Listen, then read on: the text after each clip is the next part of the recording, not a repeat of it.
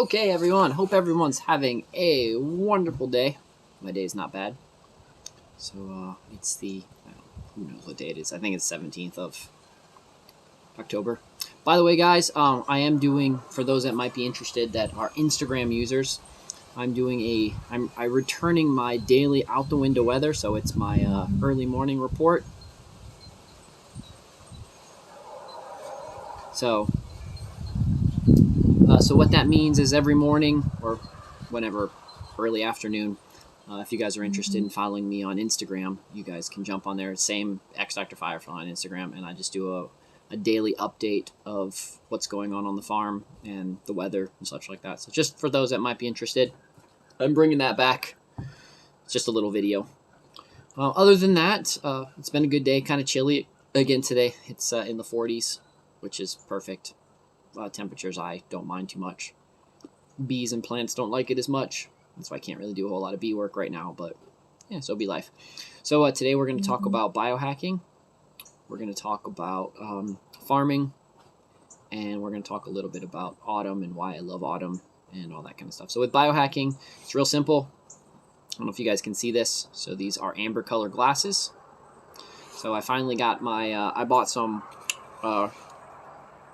red rose color glasses. I bought some amber glasses and such like that. The reason for all that is there's some ways to deal with light and to deal with keeping you in your circadian rhythm that do really well. What's great is these glasses. So I got 3 sets of glasses on Zenni, Zenni, with my prescription for like $30. So again, don't go out and buy those expensive ones. So I'm going to tell you how well I think these work, if they do what they're supposed to do, and we'll go with a review. So again, it's biohacking on the cheap. So, bioglitching is maybe a better way to put it. So maybe we're not doing so much biohacking, but we're doing bioglitching. So the idea is to glitch, make ourselves a little bit better. So I'm going to give you guys, if you guys have followed me, understand how I like to follow and figure out cool ways to make life a little bit better. That's why I wear the, I've got an Aurora ring. It's also the main reason I wear Fitbit, is I do all those for those reasons. And being a farmer also naturally gets me out and about and moving around and things of that sort. So anyways, I thought I'd give you guys up to date on that. So, but yeah, if anybody that is interesting more on the glasses and such like that, I can show you how, I can show you some tips and some tricks that I've learned instead of having to pay. Because the amber color glasses that I was looking at buying from one of the biohacking companies that bragged about having really good amber glasses, they wanted like $70 for the glasses, and they weren't even prescription glasses, where I picked up these for, I think, $11.90 shipped. So yeah, just lots of tricks. Again, that's the tricks. Bioglitching. I think I'm going to change that from now on. I think I'm going to call it bioglitching instead of biohacking. So anyways, we're going to go feed everyone. Enough of that silly stuff. Let's go feed everyone and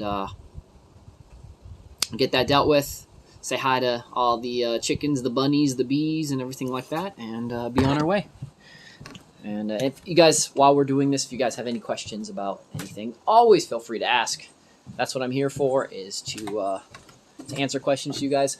Those if you guys want to see the sun, let me spin it around so you guys can see that the sun is set here in Flat Top. So you guys can see the sun right there getting ready to crest the mountain. So we lose a little bit of sunlight a little bit early, but regardless, it's a beautiful day. Beautiful day. What is the temperature? Our temperature is, we are at 52 degrees, or right around 12 C for those that like that kind of stuff. So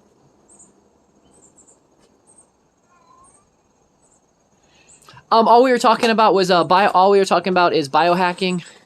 We were talking a little glasses. So you guys can see, these are orange. See, these are orange color glasses. I bought, like, here, look, if you look closely, you can see how it gives everything a nice orange tint. So orange glasses are really good to mess with your to calm down your circadian rhythm, to help you sleep better.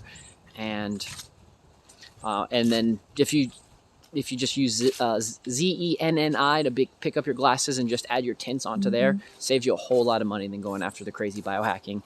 And if anybody if you guys join the Discord, if you jump on the Discord, !Discord. So, you guys can get a hold of me that way.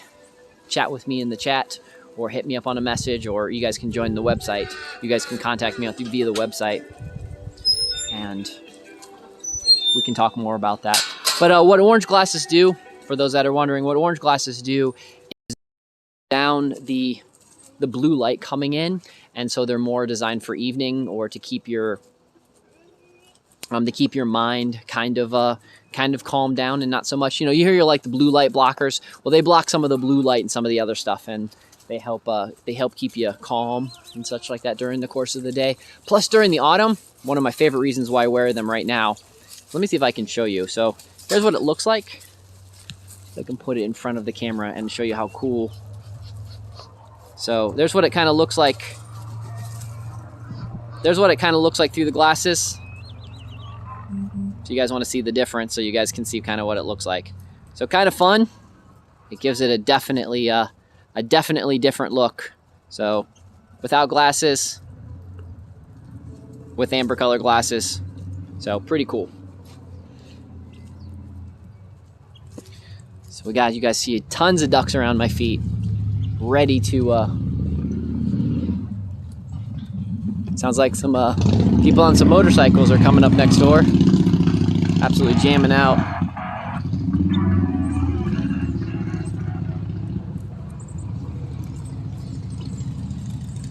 Yeah, so the house up there is used for vacation rental. So, oh no, you can see the chemtrails. You can see the chemtrails a lot better, I agree. But it might be a good thing. It might be a good thing to be able to see the chemtrails better. Then you can make decisions on what you're going to do with your crops, and what you're going to do with capturing water, and the filtration and such that you need to do. So let's go in here. Let's head in. Let me see. I felt Sylvia just a bit ago, so she's not going to need as much food. So let's go in here and get the rabbits fed first. Oh, by the way, guys. So I want to show you this. So the hole right there that I thought was a bunny hole, that's where the skunks live. That's where Ariel and that live. They don't bother anybody, so I'm going to leave the skunks there, because the problem of scaring skunks away is new skunks could move in and they could cause some more problems. And since Ariel and her friends aren't actually causing any problems, I don't remember what Lisa named the other one. I'm not going to worry so much. I'm not going to worry so much about them. So that's not a good view. I'm just going to stick you guys right here. And let's get down here and get everybody.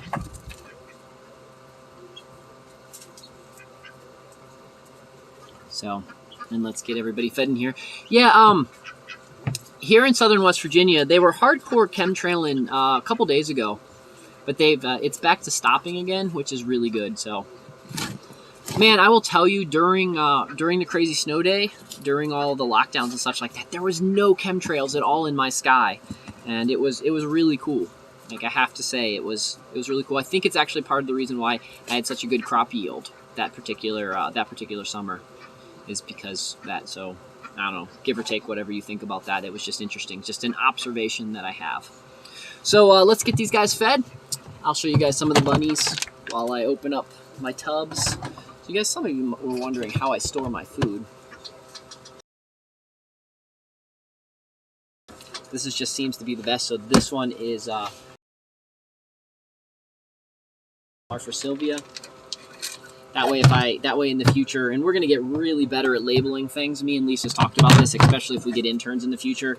Need to get a lot better at labeling and making everything just kind of like a no-brainer, making just everything super easy. I also advise for you guys, if you're gonna start in homesteading, just start getting a habit of labeling things and making everything super easy, because you never know when you need a friend to come help you out, or if you've got kids, or just if you and your spouse don't actually work the same, and you guys do things slightly differently. Being able to have things labeled and being able to have that plan in place, and knowing just without a shadow of a doubt how to do things.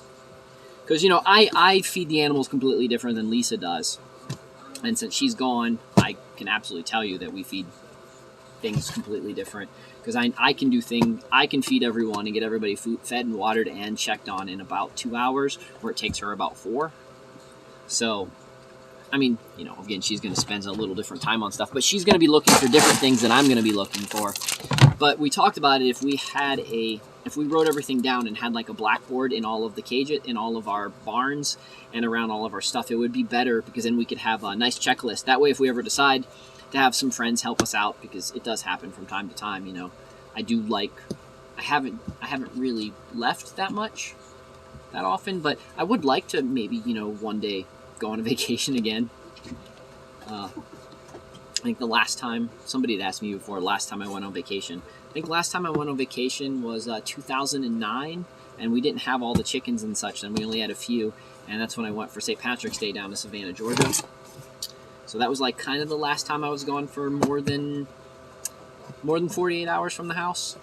Me and Lisa, and that was the last time me and Lisa were gone for more than 48 hours from the house together. So that's the downfall to homesteading, is you're gonna lose your vacation time. You're gonna lose your adventures out there in the world time. You're gonna be spending a lot more time here on the farm. That also being said, you're not gonna be tied to a clock, and you're not gonna be punching anybody else's clock and doing work for the man. You're not really gonna be a cog in the machine. You're gonna be kind of growing what you have around you. So here's the rabbit food.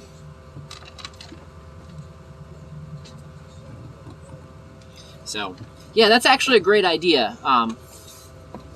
Kangaroo, that's a great idea.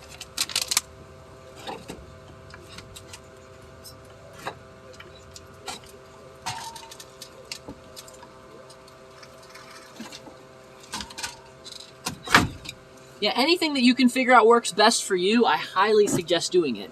So, but that might actually be something we do here.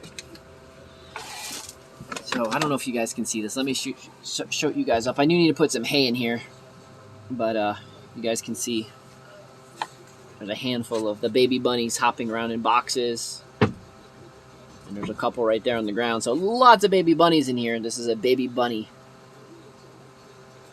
So let's see this little guy. So this guy doesn't have the little white feet. He doesn't have a little white mustache either, so just one of the little black bunnies. We got lots of little black bunnies in here. Let me get these guys food, because the bunnies are looking pretty hungry. So let's get them some bunny food and get these guys all fed and all that kind of stuff. So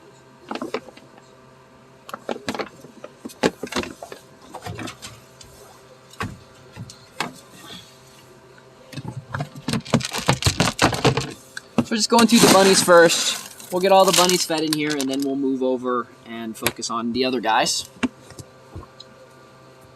So I've got 2 cages just on the other side of this camera.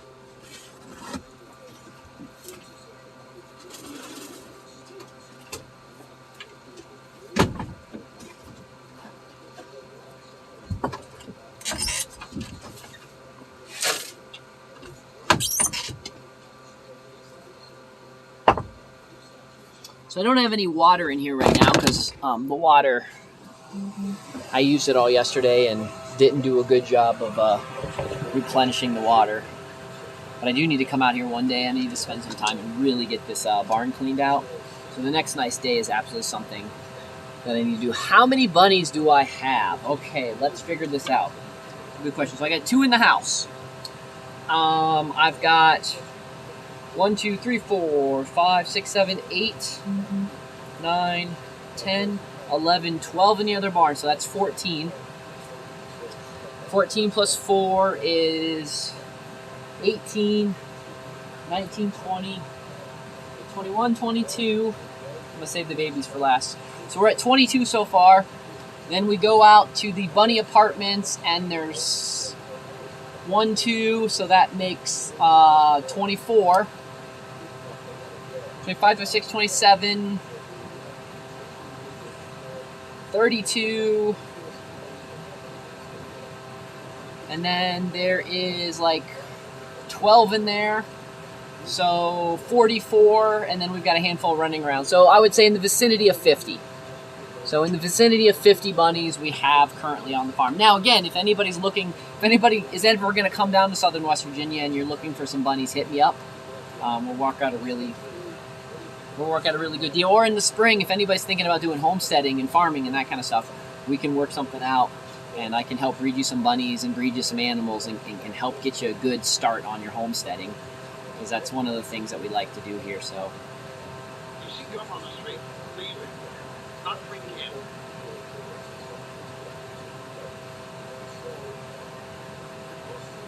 Yeah, you're right. You're right, Damatra. Kangaroo, they absolutely do breed like bunnies. That is one of the things. And Mock, thank you for the treats. Absolutely appreciate it. Absolutely do. So. Okay, so let's go feed the bunnies out that way. I will tell you, the one thing I can tell you that I don't necessarily like about these glasses, the orange ones. So again, for those that want to see. If you guys want to see what it looks like, let me find where the lens is. There we go. You guys can see, it definitely makes it a little bit darker. It makes it a little bit harder to see inside here than I initially thought, but so be life.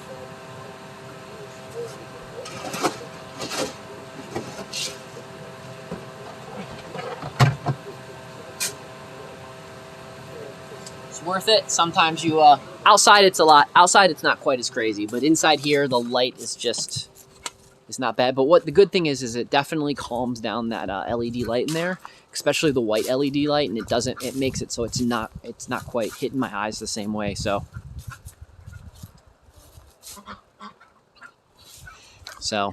yeah, I have red glasses too. These ones are amber, Mock.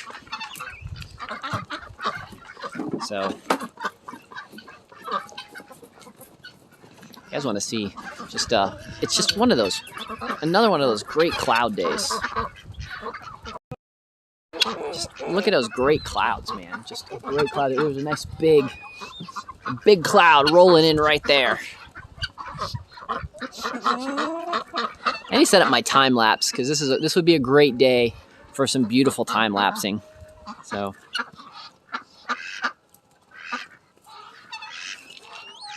Oh, let's feed the bunnies, and let me get these guys down here food and water, and then we're going to talk a little bit about some dealing with arthritis, some tricks that I do for arthritis, and maybe it'll help some of you guys as well.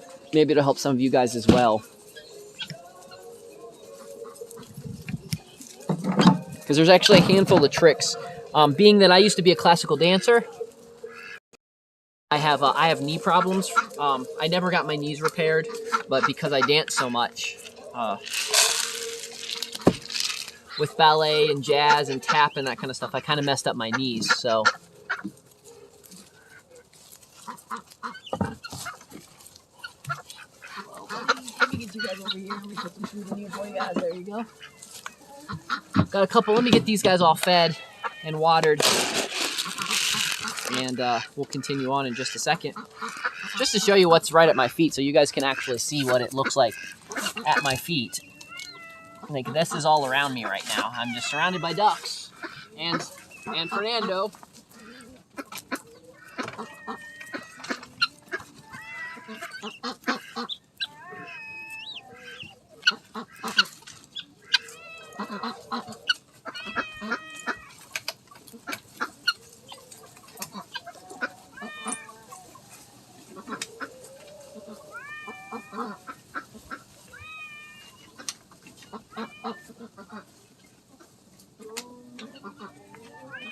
You guys can, I don't know why they're all heading back that way, but you guys can see them. I got one more guy to feed out here.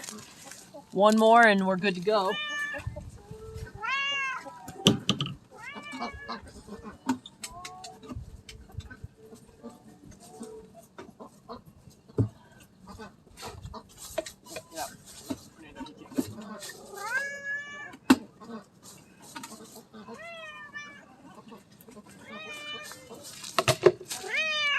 Okay, so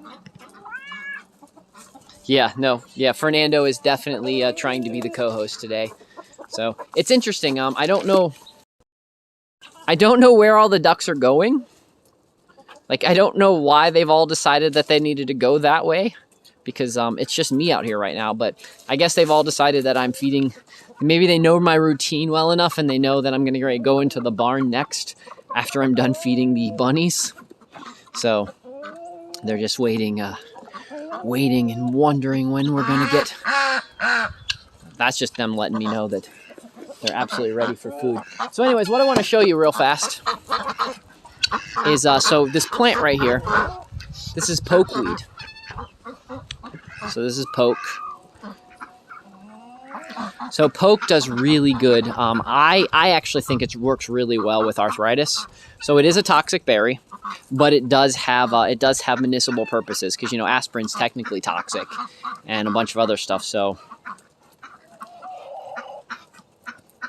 the idea is you take a berry and then you just take this like a pill. So let me show you guys so you guys can see that.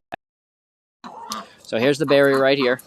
Okay, it's a poke berry, so you can tell by how it's inking my hand. And you put that in the mouth, and what I usually do is I don't crush it. So right now I'm talking with it in, because I have to build enough saliva to take it because I don't have a drink. But I usually just take it just like a pill.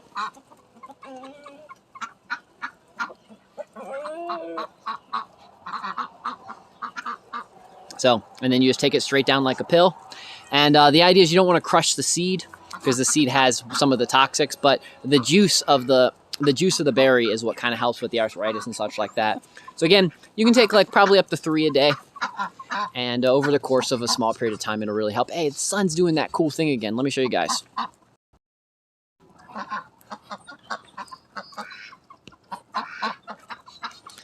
The sun's doing that cool thing and making the highlight of the top of the cloud. So you can't quite see it as good as I can. If I back up just a little bit more. Anyways, it's cool making, I don't know, I really like that highlight of the cloud. But I'm just a sucker for, cool things that the sky does. So let's go into the barn. Let's get all the ducks fed. I'm gonna actually have to feed them first, so we're gonna go in there. We're gonna grab some such. So it's a pokeberry mock. What I was taking was a pokeberry. So you don't want kids to eat too many of them. You don't want to actually eat too many of them. Probably, like I said, roughly about 3 is about perfect. 3 a day. Try not to crush the seed on the inside, and you should be good to go. You can look them up online. You'll see some people talk about how the good medicinal purposes of them. They're really good at dyeing things. The other thing that you'll notice is some people talk about how toxic and dangerous they are. They only are if you eat a whole lot, but they taste like crap. They taste horrible. So most people aren't going to eat any more than like 1 or 2 with getting the juice and such in their mouth. That's why I take them like a pill. So let me go over here.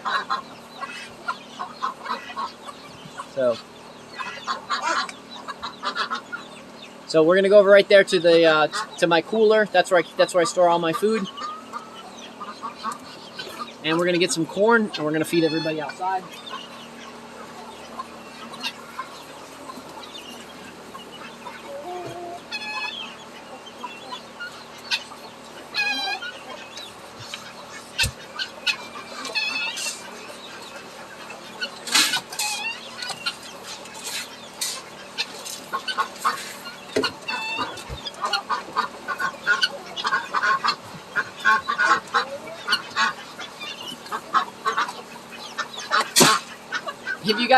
If you guys would look on the Mavis Pharmacy right now, the Lisa's channel, you'd see that my feet are completely covered up with ducks right now. So we're gonna head out here. I've got a container full of food, and we're gonna head out here right now and broadcast this out so that most of these guys can be fed out here. So I'll show you guys what it looks like, how I do it. So if you look. Right around my feet, completely covered with ducks and guineas and chickens. And then just sprinkle a bunch of food on the ground.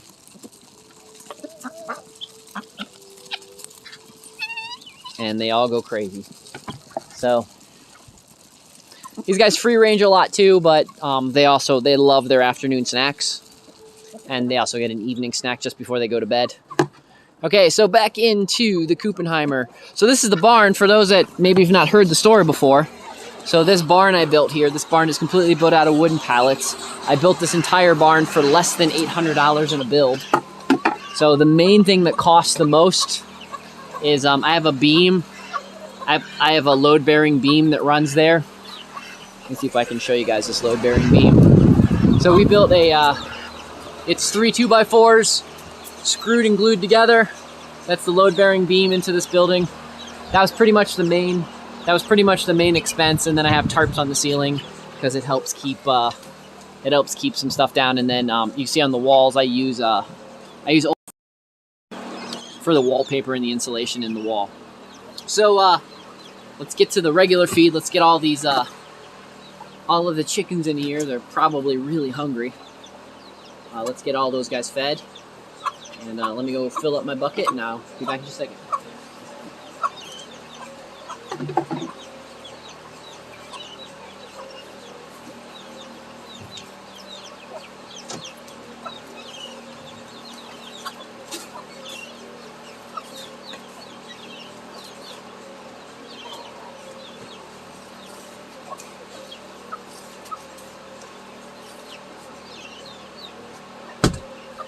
So you guys might wonder why I use a cooler, and one of the things that I've learned from the years that I've been raising feed is using a nice old an old cooler, especially one that's broken.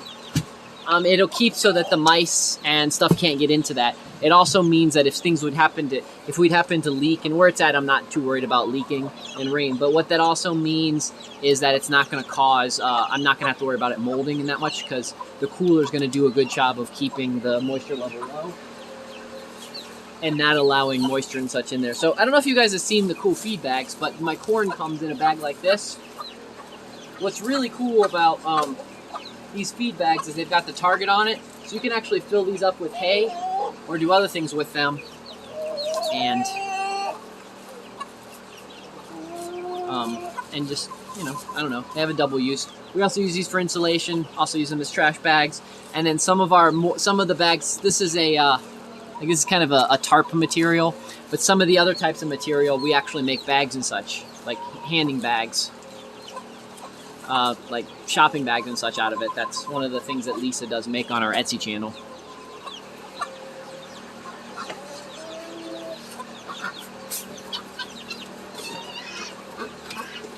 So, yeah, which I need to improve my archery skills. I used to be a little bit better than I am now. I just need to spend some more time. I need to get some good arrows, some good bolts, and really get practicing with my my crossbow and my compound bow. I also have a simple bow. I just don't use very much. No really good reason why I don't. I just have it.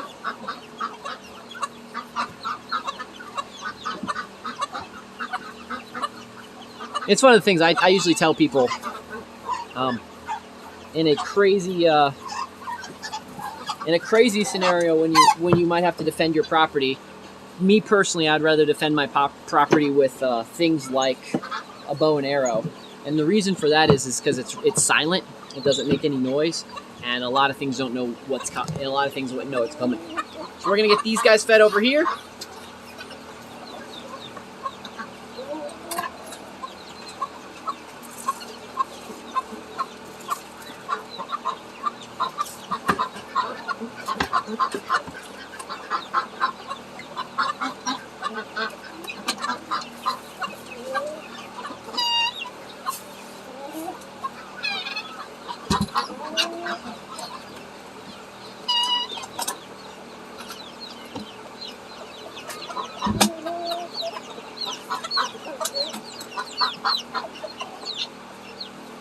Found another hiding spot for some of the chickens. They've been hiding some eggs over there. Let me show you. I'll grab some of the eggs that they've been hiding over here.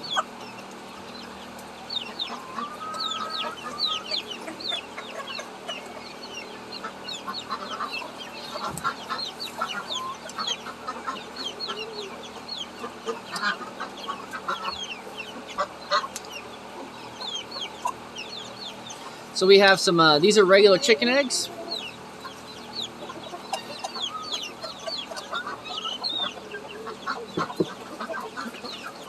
So let me show you. Here is a guinea egg, and here is a chicken egg. Sorry, this is a guinea egg. If you guys can see, it's a little bit more speckled, like an Irish girl or a redhead.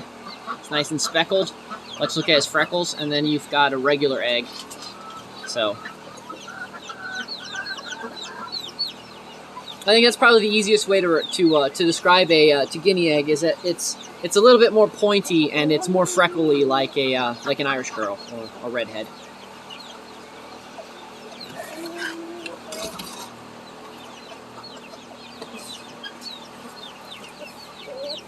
Let's get to the babies. We're gonna go down the babies and some other stuff right over here.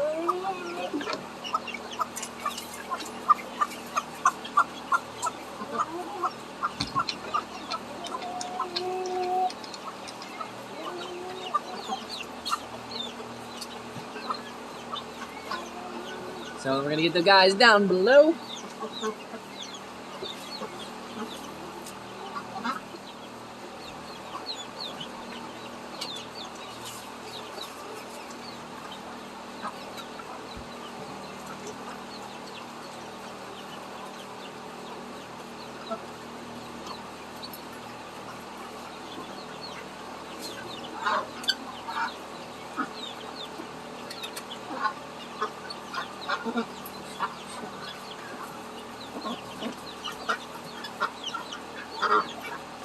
Okay, we got a couple more guys over this way we need to get. So, I don't know how many, I haven't counted. 1, 2, 3, 6, 7, 8, 9, 10, 11, 12, 13, 14, 15.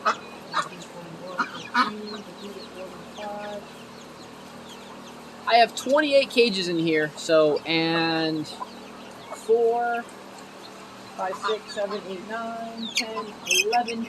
11 of them are for rabbits, the other ones are for chickens and such.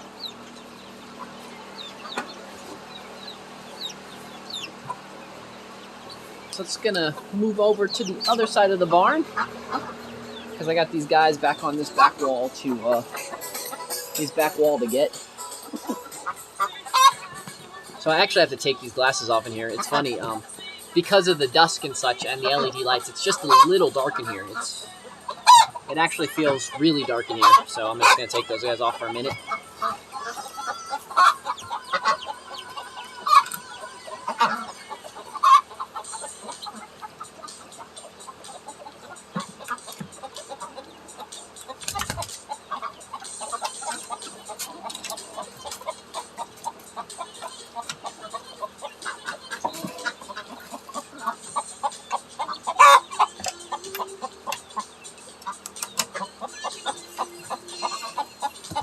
I got like 3 more chickens to feed in here.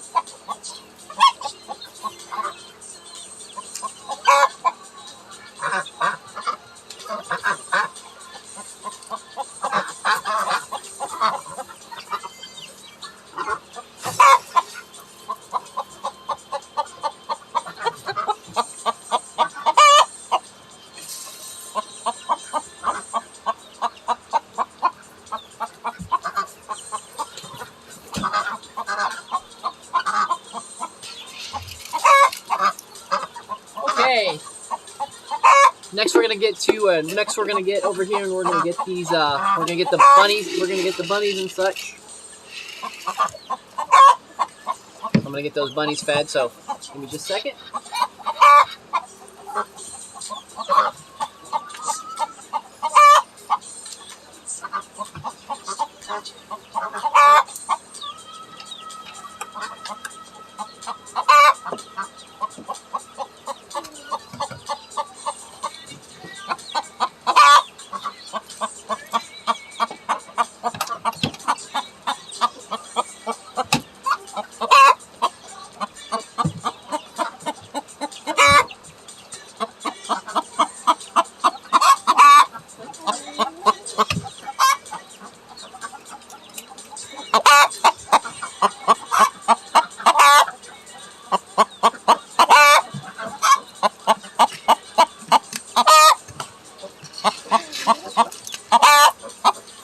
You guys got a hen right behind you deciding that she's just going to be talking and talking and talking.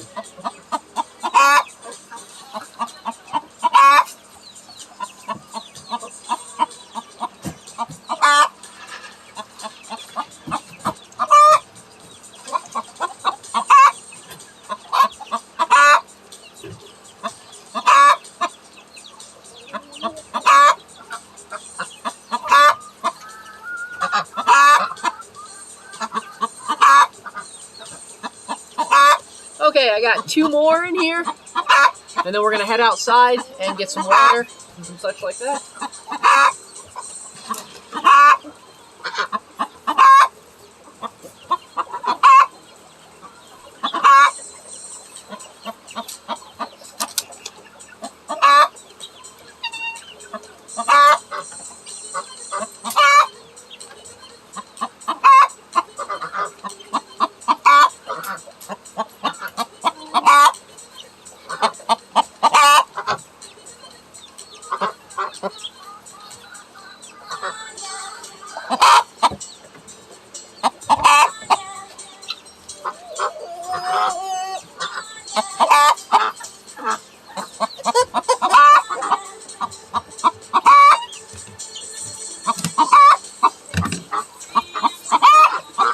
Okay, so let me get the glasses back so I don't want to leave them in here and lose them. So let's go get the rest of the guys outside fed, collect some water, get my scooper. You guys can see there's still a bunch of guys running around here on the floor.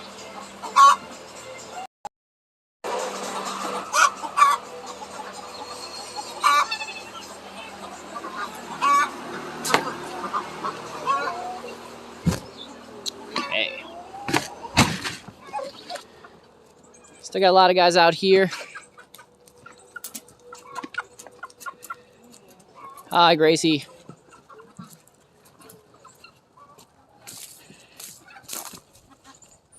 So after I get these guys fed, I'll show you guys what I've been working on with the Earthworks dam.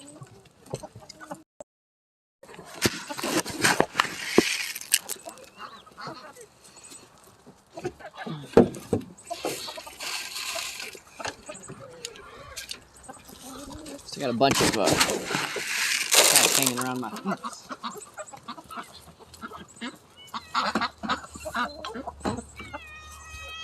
And we got Fernando back. He sees me having scooper and wants some food.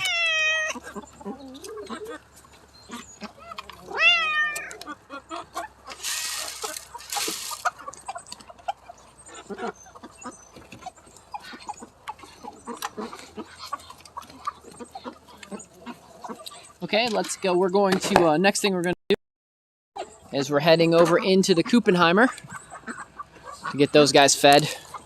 The Kuppenheimer is that barn right in front of us right there. I mean, sorry, we're heading into the Handy Run. The Handy Run is the barn right in front of us right now.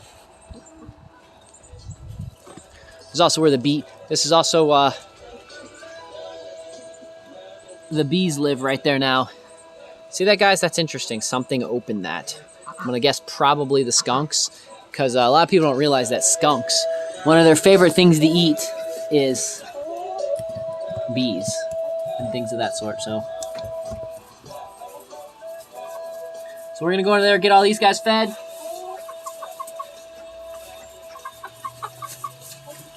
Hi, Drake.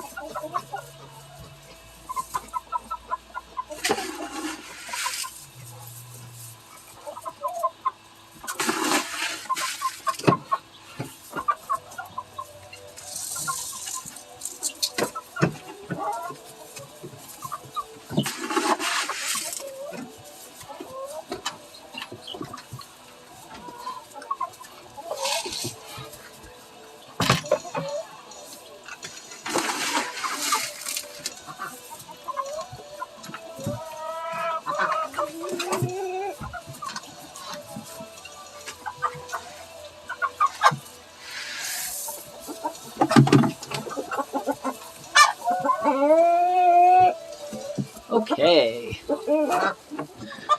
So everybody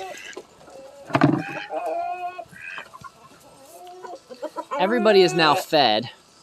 So I've got around, and I don't think I've got enough water, so probably gonna go fill up all the waters. So let me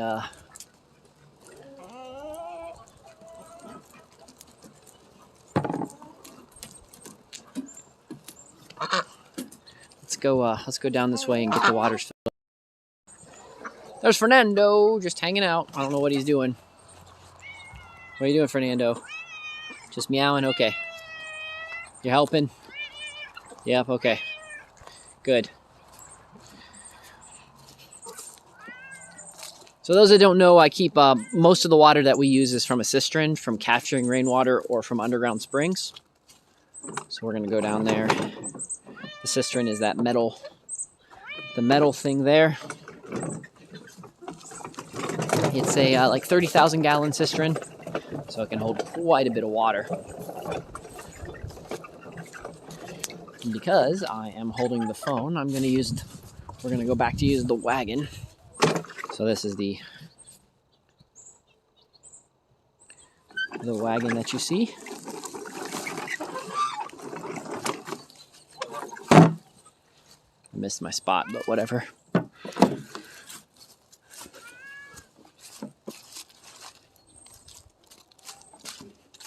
So what's cool about this cistern is it's a double chamber cistern. So there's two chambers. There's a chamber here, and there's a chamber here. So this used to be the house's original drinking water from capturing rainwater or from the cisterns. But to my knowledge, in the late 50s, early 60s, the house ended up getting hooked up to city water because up on the mountain up there they needed to put a tower. And so in kind of the agreement to put that tower in, everybody here got city water. So I have a pretty good flow pump that's going on right here. So I'll show you guys when I pull this out. So you can see the flows pretty well. It doesn't take very long at all to fill up the cistern. I mean to fill up my 5-gallon jugs. We always found that this was the easiest way to do with all this. A lot of times I'll just carry these, but with me holding the phone in one hand, I'll be taking too many trips, so it's just easier that I just fill those up. So the 3.5 gallons or the 3 gallons, those are actually good too. We use those for a variety of other reasons. So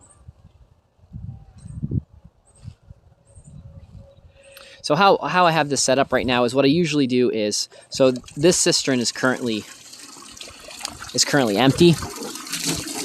So that's why it's got the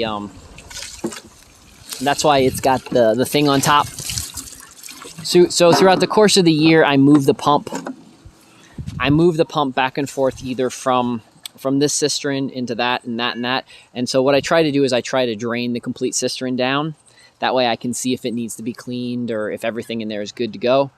Drain that cistern all the way down. And then, and if there's a little bit of water in there, pump that water out into the other cistern. Then I use that cistern, and then the other one becomes the overflow. And now this one's going to be capturing all the rain and all the snow and all the stuff for next year.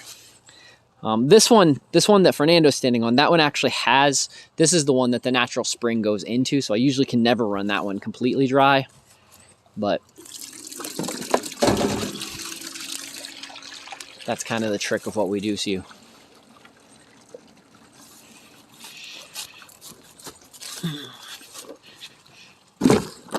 And the other thing is when that one flows over like it's doing, it's not a big deal. I'm not wasting any water because it's just filling up. It's just going back and filling up into the cistern. And that way I never have to worry about wasting water. I can just set this, you guys can see, I can just set this like right in there. And then while that one's pumping out, it's just filling up the other cistern. And so when I go over here to plug it up or anything, I don't have to worry that I'm wasting any water. All I'm doing is just adding to the aeration system and just making sure that the water doesn't go stale. And again, easy. I do have to, the downfall to this spot is I do have to clean it out during the winter, and I do need to make sure that this the hose gets pushed all the way down into the hole during the winter, because the hose, if it has water in it, it'll freeze. But in general, it's not too much of a hassle. Been doing this for 10 years now, maybe a little over 10 years that we've had this nice cistern set up. So, free water for your chickens because it's spring and rainwater. Absolutely spectacular. It's the way to go. Definitely saving money. Okay. Let me pull this.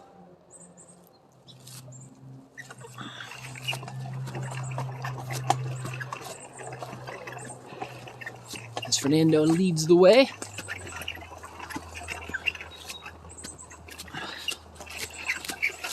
That's why there's little bridges and such throughout. You might wonder why there's like this drainage ditch. It's if I don't have this in here during our heavy rain, it used to flood. It used to flood the barn and everything really bad.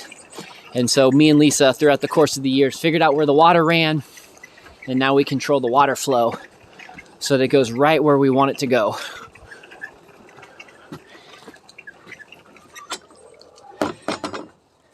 And so we don't have to worry so much. Oh, so let me show you guys what I was doing over here with my water. So I've been having problems with this year with the pond. Some of you guys remember the pond being completely full. Well, I've got a lot of silt in it. And so I kept having way too much of a silt buildup.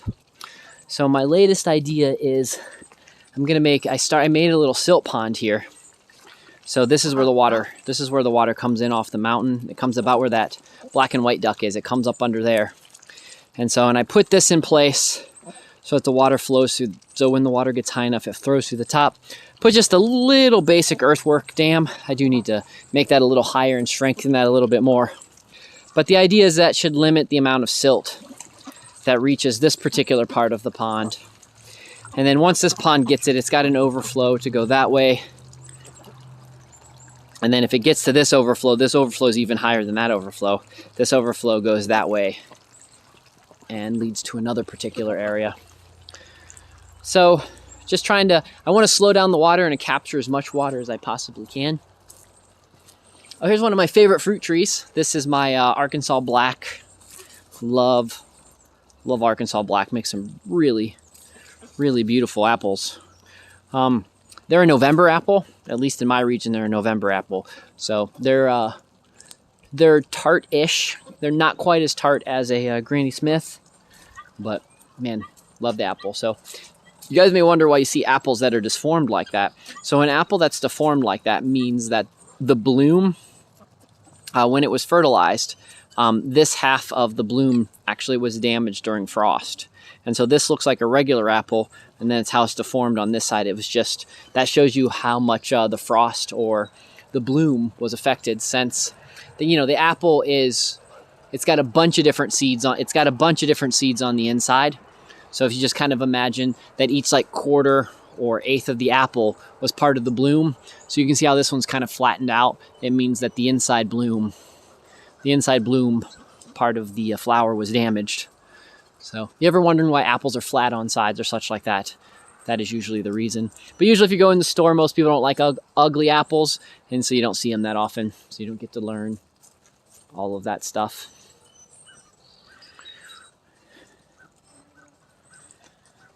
So let's, because I'm going to lose daylight soon and I want to give you guys a little bit more of a tour. I can water everybody when I walk back down. Everybody's pretty good right now. Let's walk out to the field again. Let's walk out to my garden. Calls this Justin's Gardens or Doc's Gardens. We're gonna walk out there just because it's a fun walk to go on a fun little jaunt. We'll look at the field. Some more, so you guys can see more pokeberries. If you guys want to see how they grow, it's probably a good definition of how the pokeberries grow. Again, they're toxic, but if you just eat one or two as medicine, really good with arthritis. Really good dealing with that. Plus, I wanted to walk out here and I wanted to check on the one beehive I have out here. These Stormy Daniels. I want to make sure that they're doing well and see if any more black walnuts fell. Got a bunch of black walnuts that fell this year, and I plan on planting a bunch of them in a week or so. And try to grow some more and more black walnut trees. So yeah, here's what I've got so far from one tree. So one young tree, this is what it's produced me so far. So you've got some nice black walnuts. This is the That's the tree. I planted that tree from seed, so very happy that it's finally reached full maturity.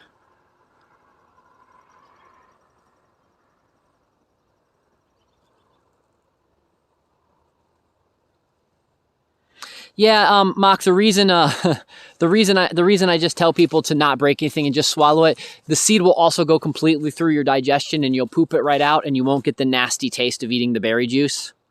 I don't know if you guys can see the moon. There is the moon.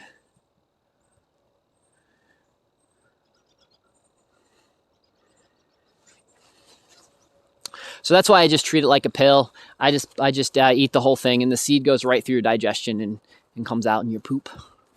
So not anything you gotta worry so much, as long as you don't break the seed, and then you don't get the nasty juice taste in your mouth, because it's pretty nasty. So here's what I've been working on. I worked on this a little bit yesterday, but getting my trees ready for winter.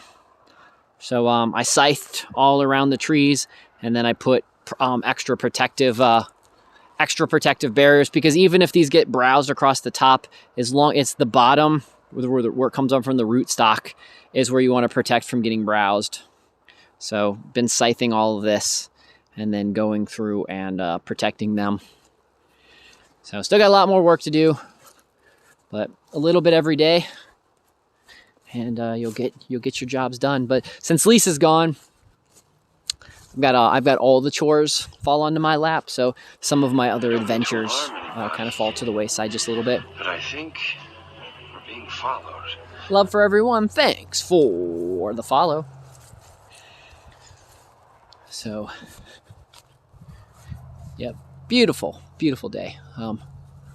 Lovely. Zoom up so maybe I can get a little bit more of the sky. So, yeah. Lovely day. So I'm going to try to, my experiment with these is this did really, really well. The water, these did a wonderful job of keeping the mosquitoes at bay and such like that. So I'm going to try to set something up in the house and bring as many of those in. This one right here.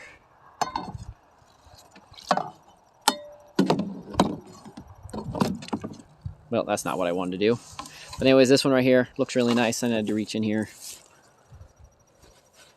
and grab. I don't want my scythe to sit in water, because I don't know if you guys saw, but I accidentally dropped my scythe in here.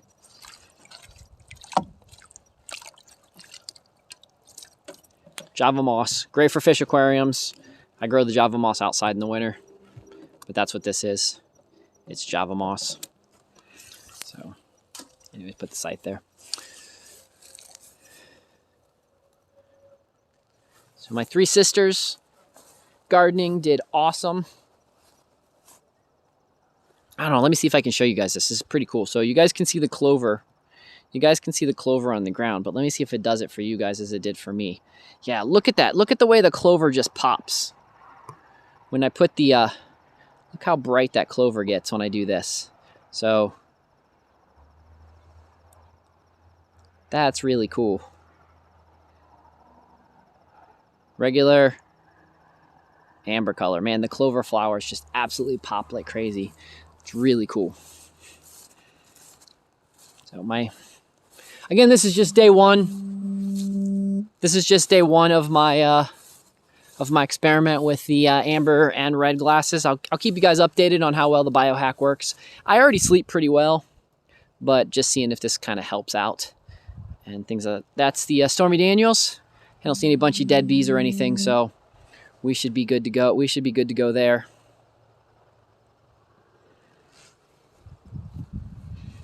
And just again, looking at this awesome fall sunset starting into twilight here. It's absolutely spectacular. Yeah, it won't be long. We're really starting to lose daylight. Daylight starts going really, really fast this time of year. So my days get shorter. Might have to actually think about waking up a little earlier than I currently do. But still, because in the fall, I got some. Fall is my favorite time to focus on projects. Fall is my absolute favorite season. I love autumn. I love fall. It's just so so awesome. And so I should probably try to get up a little bit earlier this time and maybe take naps during the day and work on all of the projects that need to be worked on while I love being outside during this time of year. This leaves look so awesome. It smells great. I can wear hoodies. Yeah, just a wonderful time of year. Going back and talking a little bit more about biohacking, you guys know that I used to take N&M, so I'm still currently on my break of N&M. I'm not going to take N&M at least for another week or so. So in a week or so is my birthday, so the 26th. So after the 26th, I'll start taking it again. So I started taking it on the 26th last year, and I took it all the way up till late June when I got Lyme's disease. And I didn't want to take it while I was taking antibiotics. So I opted to stay off of the N&M for a little bit. But those that don't know what N&M is, it's supposed to be something that helps repair your DNA and keep your DNA from replicating properly. So part of the bioglitching that I'm trying. So we'll be adding that back in. That's also why I'm switching to the glasses. And there's a few other things that we'll talk some more about with bioglitching to try to help keep you the healthiest, best version of yourself that you possibly can be. You know, taking the tricks that the smart people are out there, that the elite, the smart people and all that kind of stuff using, and using it to also help us, but giving you guys a fair feedback if I try it and tell you what I think about it. And if I think it's silly or dumb, making sure that you guys don't have to go through all the experimental stuff. So walk over here real fast. I'll show you guys these bees. These are the Pine Cove bees. Looks like these guys are all tucked in, which is good. Glad to see that they're all quiet and tucked in. I'm gonna walk up and just put my ear on it, see if I can hear any bees buzzing.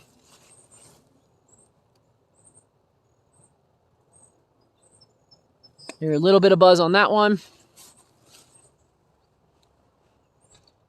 Yo, Justin. Yeah. Pizza. Okay. And yeah. So just a all around good day. So I'm gonna go finish giving the rest of those guys water, go in, get something to eat, and I wanted to thank you guys for joining me on this fun adventure. It was a good time.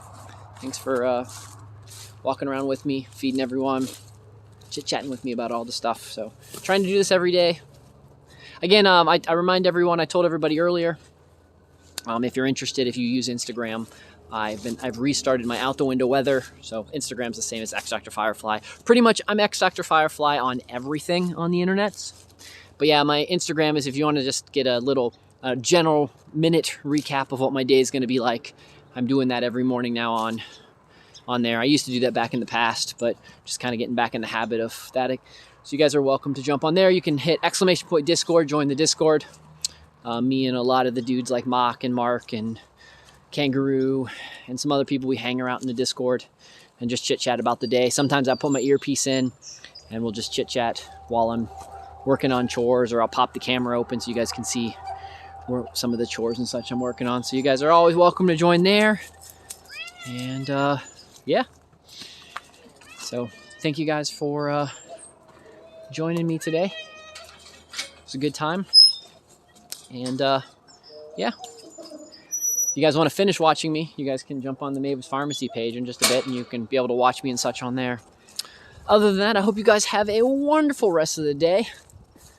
And it's Doc. Adios.